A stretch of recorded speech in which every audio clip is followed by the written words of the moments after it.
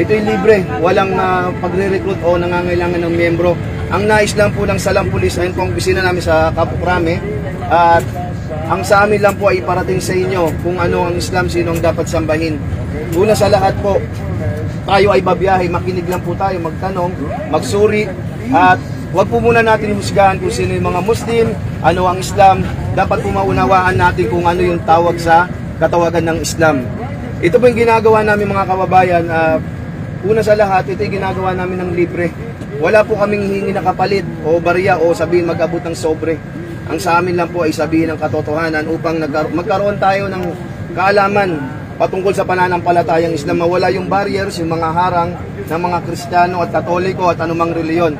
Bagkos ang batas natin dito sa Pilipinas, at sabi ni Senador Rapi Tulfo at Senador Robin Padilla, si Abdulaziz, si Robin Padilla po, Senador, Muslim po siya. Kaya po pinahintulutan sa amin, sumasakay kami at pupunta kami kung saan lugar din po. At ako'y dating OFW at nakapag-abroad at doon nagbalik Islam, nag-Muslim. Ang aking pangalan po ay Ramon Fabre, ito po yung sa pangalan ko, at ang aking mga magulang ay, ang nanay ko ay Bicolana, ang tatay ko ay Ilocano, at ako naman ay Tagalog. At tumagal ako sa Middle East 10 taon, at doon ako nagkaroon ng konting kaalaman patungkol sa pananampalatayang Islam. Sa mga kababayan po natin, habang bumabiyahe po tayo, na malaman po natin kung ano ba yung salitang Islam. Marami po nagsasabi ang Muslim at Islam ay isa lang yan, parehas lang. Opo, nakikita natin kung saan, mga matatapang na Muslim, nagtitinda ng kung ano-ano, nambubugbog, kung ano-ano binibenta, Arabo, nambubugbog ng mga OFW. Tandaan po natin, ang Muslim at Islam ay magkaiba. Opo, ang Islam po, ito'y salitang Arabiko na nangangahulugan na root ay salam. Ang ibig sabihin ng Islam ay pagsunod, pagsuko, pagtalima. Yun po ang ibig sabihin ng Islam. Ito'y Arabiko na salita. Hindi po siya pagkain mga kababayan. Hindi po siya bagay, hindi lugar, hindi tribo.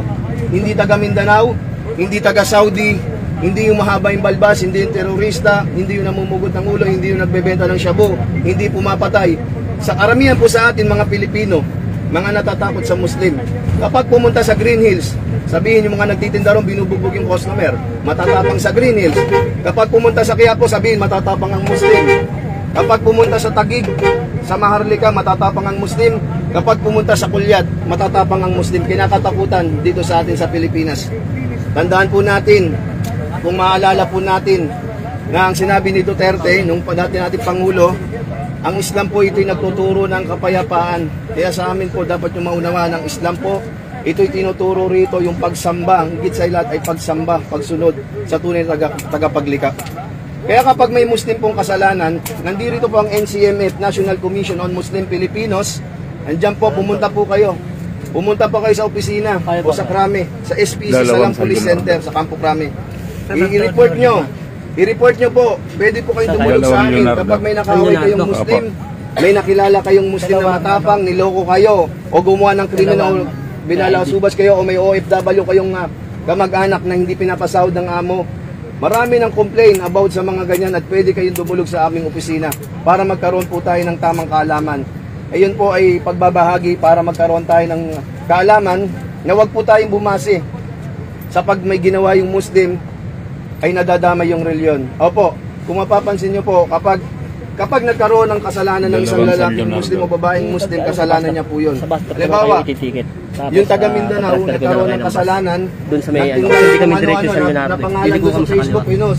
O ito si Abdullah nagbenta ng ganito, nagnakaw, pumatay. Tandaan nyo po, ang Islam at Muslim ay magkaiba.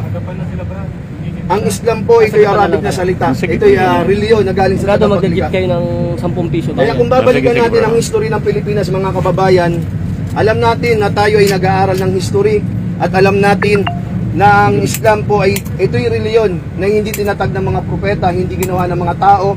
Bagkos, kung babalikan natin ang totoong history ng Pilipinas, dumating yung mga Hapon, dumating po ang mga Amerikano, dumating ang mga Kastila, pero ang mga Muslim ang nakipaglaban sa mga dayuhan. Sila po, ang mga Moro, ang mga taga Mindanao, nakipaglaban sa mga dayuhan, mga Hapon, mga Amerikano at Kastila.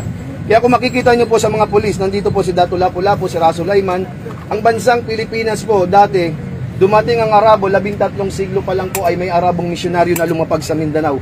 Ayun po ay si Sharif Makdum Rahimahullah, 13 siglo pa lang po ay may Arabong misyonaryo na lumapag sa Mindanao. Kaya mga kababayan, dumating ang mga Amerikano at mga Hapon, ang mga Moro ay hindi tuminag, talagang nakipaglaban po sila. At dumating si Ferdinand Magellan, March 16, 1521, Philippines. Doon pa lang po na-discover ni Ferdinand Magellan, dala niya yung mga krus at mga rebulto. Opo, 13 siglo, dumating na ang Arabong misyonaryo at March 16, 1521, ang bansang Pilipinas po dati ay Maharlika at nabili ng Haring King Philip II ng Spain ang bansang Maharlika, kaya pinangalan ng bansang Maharlika na tinawag na Philippines dahil sa Haring King Philip II, kaya tinawag na Philippines ang ating bansa. Pero kung babalikan po natin ang history talaga ng Pilipinas, marami pong mga Muslim na hindi sumuko. Katabi natin ang Malaysia, Indonesia, Sabah. Kaya ang Islam po rin sa Pilipinas ay 13 siglo ay may Islam na. Subalit nung dumating ang mga Kastila, binago nila ang katuruan ng mga propeta. Opo, dala ng mga Kastila ay mga rebulto, mga krus, mga santo-santo. Tandaan natin, sa Islam po, ito'y tinuturo rito na huwag tayo magkaroon ng ibang Diyos. Huwag tayo magkaroon ng ibang tagapamagitan. Pasintabi po sa mga kababayan ito, sa mga kababayan natin, hindi po tayo naninira ng reliyon, bagko sa amin lang, gusto lang namin mawala yung barriers at malaman nyo kung ano ang Islam, sino ang mga Muslim. Sa Islam po ay meron po tinatawag na 5 pillars of Islam, 5 haligi ng reliyong Islam. Ang unang haligi ng reliyong Islam ay yung pagkilala, pagdakila sa tunay na tagapaglikha na si Allah subhanahu wa ta'ala. Tandaan natin mga kababayan, hanggat habang bumabiyahe po tayo, na mas mainam na malaman natin na dito pala sa Islam ay may tinuturo rito yung pinakamahalaga, yung pagsamba sa tunay na nag-iisang Diyos na si Allah subhanahu wa ta'ala. Sa Islam po may 5 haligi. Ang unang haligi po ay yung pagsamba sa tunay na nag-iisang Diyos, yung pagsasyahada, panunumpa mo na hindi ka nasasamba sa mga ribulto, sa mga kahoy, sa mga Diyos-Diyosan. Sa Islam po, number 1, at tinuturo rito na ang Diyos ay hindi nagkaanak, hindi pinanganak, at sa Kanya ay walang mahalin tulad. Sinabi ng Allah subhanahu wa ta'ala sa banal na Quran, Bada'udu billahi minasyaitanir rajim, Bismillahirrahmanirrahim. Qul huwa Allahu ahad. Ipahayag si Allah ang nag-iisa, Allahus samad, Allah ang walang hanggan, ang ganap sa hilingan ng lahat. Lam yalid walam yulad, hindi siya ipinanganak at lalong hindi siya nagkaanak. Walam yakul lahu kuwan ahad, at sa Kanya ay walang mahalin tulad. Kaya mga kababayan, tayong mga tao ay likas na makasalanan, nagkakamali. Dapat natin maunawaan na tayo huwag sumamba sa mga ribulto, sa mga Diyos-Diyosan, sa mga tao. Ang sambahin po natin ang tagapaglikha na si Allah subhanahu wa ta'ala. Hindi po siya ipinanganak, hindi nagkaanak, at sa Kanya ay walang mahalin tulad. Ayun po ang unang haligi ng reliyong Islam, yung faith, paniniwala. Sa panahon ng lahat ng mga sugo at propeta, sumamba sila sa tunay na nag-iisang Rabb na si Allah subhanahu wa ta'ala. Yung ikalawang haligi ng reliyong Islam, mga kababayan, mga nandirito po, ay yung pagdarasal ng 5 beses. Pagsasala ng 5 beses. Ang mga sugo at propeta, sila'y nagdarasal, nagpapatira pa, at tumatawag sa tunay na nag-iisang Diyos. Ayun po ang ikalawang haligi, yung pagpe-pray, pagdarasal ng mga Musliman sa mansulok ng daigdig. Pangatlo, mga kababayan, ay yung pagbibigay ng zakat, charity, kawang gawa. Kapag ang isang tao, isang Muslim na may kakayahan siya, ay wajib, obligado sa kanya na tumulong at ibigay yung kanyang kayamanan, yung 2.5%. At ang pang-apat na haligi ng reliyong Islam, mga kababayan, ay ang pag-aayuno, pagpapasting sa buwan ng Ramadan. Kung meron kayong mga OFW na kamag-anak, malalaman nyo kung sino man mga OFW rito, nakapunta sa Saudi, ay malalaman nyo yung katuruan ng mga sugo at propeta. Ayun yung pang-apat, yung pagpapasting. Pang-5 po, ay yung paglalakbay sa bahay dalanginan sa Makkah, sa Kaaba, pag-hajj. Ayun po yung kalimang haligi ng reliyong Islam na pag-hajj, paglalakbay. Kaya tandaan natin mga kababayan, sinabi ng Allah subhanahu wa ta'ala sa banal na Quran, Bada'udu billahi minasyaitanir rajim, Bismillahirrahmanirrahim. Wa ma khalaqtul jinna wal insa illa liya'budun. At hindi raw nilikha ang mga jin, ang mga engkanto at ang mga tao, at nagpadala ng lahat ng mga sugo at propeta sa napakataas na uri at layunin at puputangin upang sambahin si Allah subhanahu wa ta'ala. Tandaan natin, ang Islam, ito'y reliyon na galing sa tagapaglikha. Sinabi ng Allah subhanahu wa ta'ala sa banal na Quran, Al-yawma akmaltu lakum dinakum wa atmamtu alaykum ni'ahmati wa raditu lakum Islam madina. Sa araw na ito, ay aking kinumpleto at ganap ang din na ito. Ito ang Islam. Pinili ko sa inyo ang Islam at kinumpleto ang aking mga biyaya upang ito'y maging gabay sa inyo. Ito ang Islam. Kaya mga kababayan, sino man ang maghangad ng ibang reliyon maliban sa Islam, siya'y magiging talunan sa kabilang buhay. Ito'y payo upang magkaroon tayo ng kaalaman patungkol sa pananampalatayang Islam. Karamihan sa mga kababayan po natin na natatakot sa mga Muslim, maraming asawa. Ang mga Muslim di kumakain ng karne ng baboy, ang mga Muslim tumutuwad-tuwad, ang mga Muslim matatapang. Kaya po nandito po ito tinatawag na pagpaparating ko.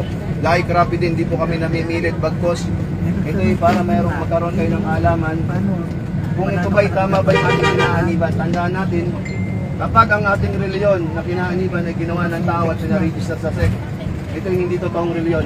Tandaan natin, pero ang Islam, tignan nyo po hanggang ngayon ay hindi pa siya nakaregister sa SEC, sa Security and Exchange Commission. Katotohanan na ang Islam, Islam is the way of life. Islam, submission to the will of only one God. Ito po ay ginagawa namin para magkaroon ng ugnayan ng mga Kristiyano at Muslim. Dahil kung makikita nyo, kagaya sa Palestine, doon sa Israel, pinapatay yung mga bata, ultimo bata sanggol, pinapatay, subhanallah. Kaya kung meron mga kasalanan yung Muslim, kaya lagi namin sinasabi po, kapag may kasalanan yung Muslim, kasalanan ng Muslim, kasalanan ng Islam. Ganon din po yun sa ibang reliyon. Kaya kung meron kayong mga katanungan at mga complaint, pwede po kayong dumulog sa SPC sa Alam Police Center sa Campo Crame, at pwede kayong sumulat kay Abdulaziz kay Robin Padilla sa ating mahal na senador sa NCMF, National Commission on Muslim Filipinos, para magkaroon tayo ng tamang kaalaman. Huwag po tayo maniwala sa mga haka-haka na lagi natin napapakinggan. Ang mga Muslim, terorista, puputulo, matatapang, nagbebenta ng kung ano-ano.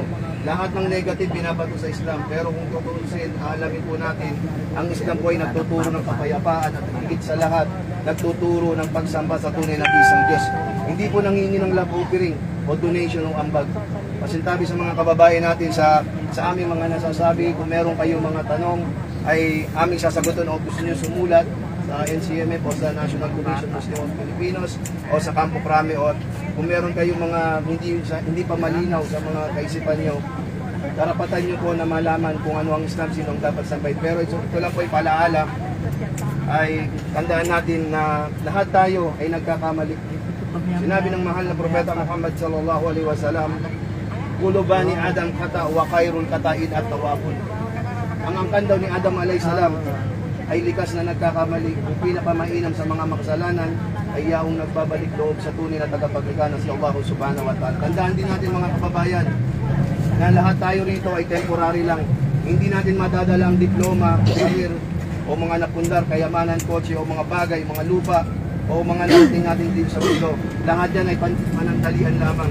Sinabi ng Allah subhanahu wa ta'ala sa banal na Quran, "Kullu nafsin dha'iqatul maut wa innama tuwaffawna ujurakum yawmal qiyamah."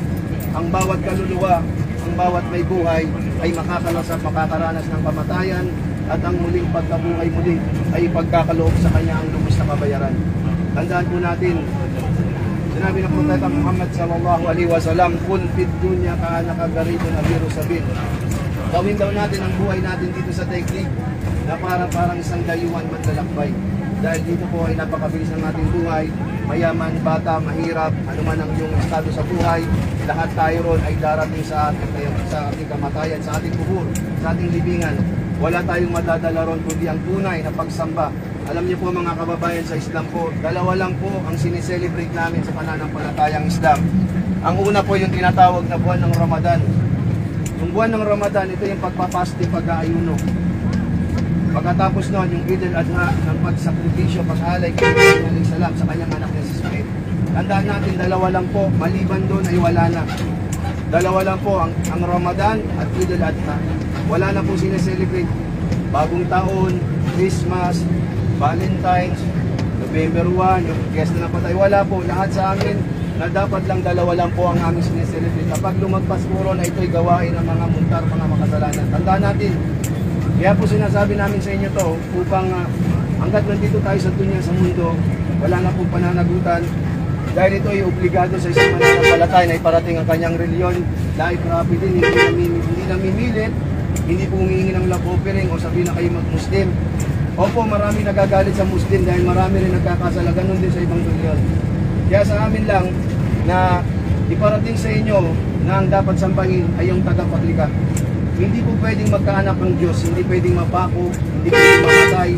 Tuwing mahal na araw na ipapako ang Diyos na mamatay. Tandaan po natin ang Diyos ay walang pangangailangan, hindi namatay, hindi napako. Tandaan po natin, kami pong mga Muslim, ang unang kumikilala kay Propeta Isa, Jesus, anak ni Birhen Maria. Tandaan po natin, si Jesus Christ po sa amin po, bilang isang Muslim, siya po isang sugo at propeta na anak ni Birhen Maria. Tandaan natin, hindi pwedeng, kung aaralin at titignan natin, susuriin natin, sino nga ba ang unang nilikha ng Diyos dito sa daigdig? Ang unang nilikha ng Diyos dito sa daigdig ay walang iba kundi si Adam. Si Adan. Nilikha si Adam alayhisalam ng binata, walang nanay, walang tatay, ang pinagmulan, binata kagad. Nilikha siya sa alikabok at putik at tubig at naging mama agad. At sumunod ay si Eva, si Hawa. Nilikha siya, walang nanay, walang tatay, walang pinagmulan. Galing siya kay Adan. Kaya kung sino ang nauna, dapat si Adan, sumunod si Eva, sumunod si Abraham, si Moses, at si Jesus Christ. Tandaan natin, malayo po ang pagitan ni Jesus Christ at ni Adan, ni Abraham, ni Moses. Kaya kung talagang nanganganak ang Diyos, tandaan niyo po ang salitang anak at salitang ama, ito yung literal na salitang lalaki, panukoy po Diyos Ama. Kaya sa Islam po, ang Diyos Ama, ito tinatawag na panukoy sa lalaki. Kaya sa Islam, tinuturo rito na ang dapat sambahin yung hindi ipinanganak, hindi nagkaanak, at sa kanya ay walang mahalin tulad ayun ay si Allah. Sinabi ng Allah subhanahu wa ta'ala sa banal na Quran, "Ba'udhu billahi minasyaitanir rajim. Innani anallahu la ilaha illa ana fa'budni wa aqimi as-salata li dzikri." Katotohanan, walang pag-aalinlangan. Ako ang Allah, walang sino man ang may karapatan at karapat dapat sambahin bukod sa akin. Hindi ako pinanganak at hindi ako nagkaanak, at kayo ay mag-alay ng 3 oras ng sala pagdarasal bilang pagpupuri at pag-alaala sa akin. Sa mga kababayan natin, nakikita natin po sa social media o naririnig, sinasabi nila kapag ang Muslim naririnig yung Allahu Akbar, yun daw yung sign na pwede nang kumitil. Ibig sabihin kumitil, kumuha ng buhay. Tandaan nyo po, ang salitang Allahu Akbar, ito ay sa Arabic na salita ng ibig sabihin na si Allah. Allah is the great. Diyos, Panginoon ay pinakadakila. Allahu Akbar. Ibig sabihin, ito ang ibig sabihin ng Allahu Akbar. Kaya lang yung mga kababayan po natin, na kapag nakita sa social media, ang mga Muslim may hawak ng AK-47, matatapang, terorista, kasabog. Tandaan nyo po, ang ibig sabihin ng Allahu Akbar, walang ibang Diyos ang dapat sambahin kundi si Allah. Allah is the great. Ang la ilaha illallah, walang ibang Diyos ang dapat sambahin maliban kay Allah. Tandaan natin sa kabilang buhay, kapag bago tayo dagdag ng kamatayan, kapag hindi natin nasamba ang tuloy ng tagapaglikha, ito'y pananagutan natin sa ligiman. Na dapat may suko natin kaya ang Islam, pagsunod, pagkalimat.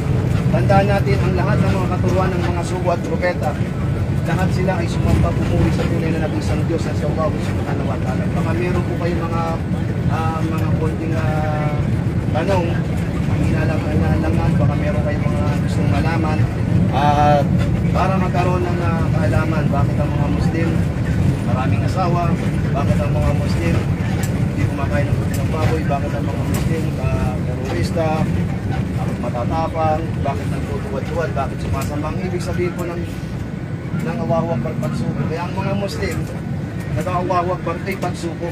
Kapag Muslim ka, susuko, tumatalima ka ng isang Diyos, matatawag kang Muslim. Di ba po?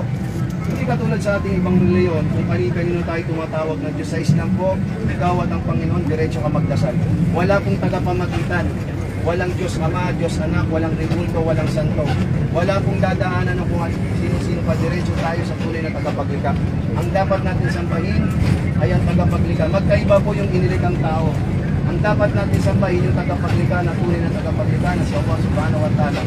Tandaan natin, walang tagapamagitan.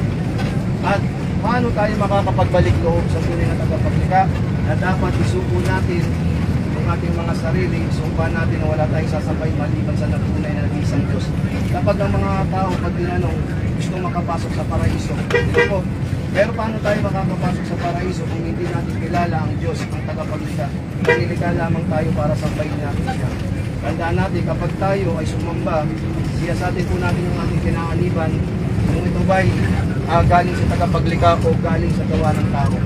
Kaya yun mga kababayan, sa maikling pagpapaliwanag, kung meron pa kayong follow-up question, pwede kayong mag-email o mag-research po tayo, mag-isama nyo po sa pagpasok pagsasaliksik ang pananampalatayang Islam. Lisensya po, wala naman pong mawawala ang ating susubukan at hindi po nangingilit ang pananampalatayang Islam.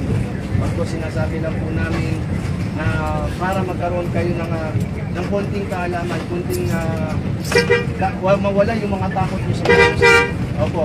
Kaya tandaan natin mga kababayan, ito yung payo na sa aking sarili, sunod sa inyo, naway protektahan at ingatan ng walay ng Allah subhanahu wa ta'ala dahil dito ay napakabilis lang ng ating buhay dito sa daigdig na para lang tayong dayuhan.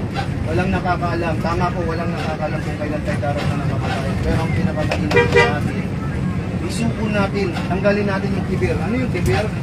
Sabi ng mahal ni Propeta Muhammad sallallahu alaihi wasallam, qala la yadkhulu al-jannata man kana fi qalbihi mithqalu dharratin min kibr. At siya sa kanyang puso na may bigat na kasing laki ng isang buto ng mustasa na pagmamataas ay hindi siya makakapasok sa paraiso. Bakit? Alam niyo po yung pagmamataas sa panahon ni Adam alayhis salam nung nilikasan ng Diyos. Si Adam alayhis salam, sabi ng Diyos, dilikas siya, sabi kay Iblis, sa Satanas, ang magpatirapak kay Adam. Subalit hindi siya nagpatirapak. Kaya yon, binabagi ko si Iblis, si Satanas. Si Iblis po ay nilikas sa apoy, at si Adan ay nilikas sa putik, at ang mga anghel ay nilikas sa liwanag. Kaya kung maunawaan po natin na dapat tayo ay magpatirapak at isuko natin ang ating mga sarili para magkaroon tayo at tayo nag-aangad na buhay na walang hanggan. Ito ang Al-Jannah natin ang paraiso. Paano tayo makapasok sa paraiso? At yun ay payo na isaliksikin po natin, wala naman pong mawawala inshallah. At pakinggan din natin ang ating dating kapatid natin sa pananampalatayang, dati rin siyang Kristiyano inshallah, at pakinggan natin, walang iba kundi si Ibrahim